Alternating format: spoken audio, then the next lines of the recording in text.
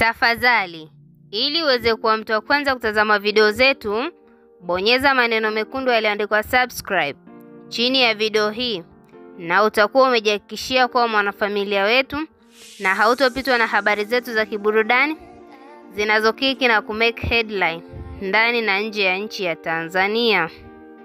Msanii Lavalava ni moja kati ya wasanii wanaotokea katika record label ya WCB Wasafi, na ni msanii ambaye ameitumikia hiyo record label kwa muda mrefu, na mafanikio yake ni mazuri, kwani ameweza kuitumikia hiyo record label kwa miaka 10, na hiyo miaka 10 imeweza kumpa mafanikio katika muziki wake.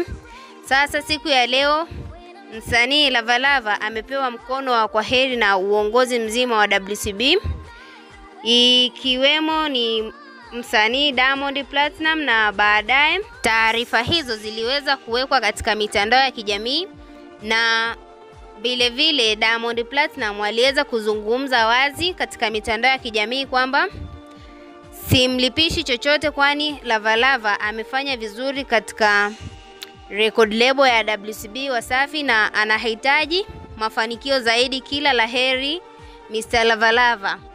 Huo ni ujumbe aliouposti kwenye Insta story yake Diamond Platinum, akionyesha ni jinsi gani amefurahishwa na utendaji kazi wa Lavalava.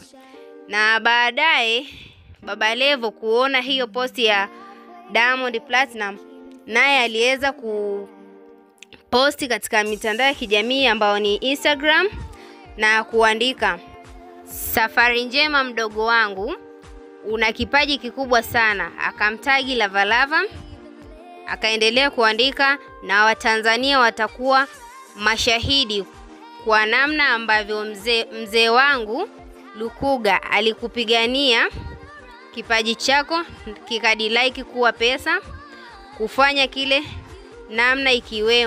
namna ikiwemo kushirikiana na wewe kwenye nyimbo nyingi mno. Umekuwa sasa ni vyema kujitegemea ili kuwapa nafasi wadogo zako wengine. Huo ni ujumbe alioposti Baba Levo katika Insta story yake.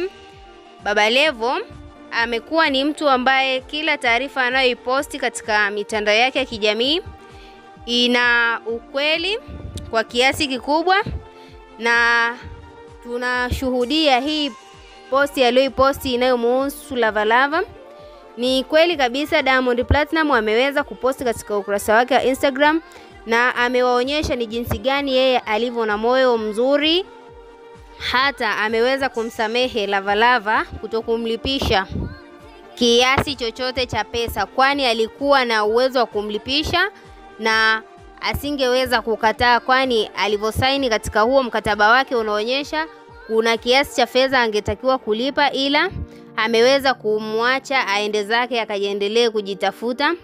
Wewe kama shabiki unalipi la kumwambia Diamond Platinum pamoja na wengine wote ambao wanamiliki record label?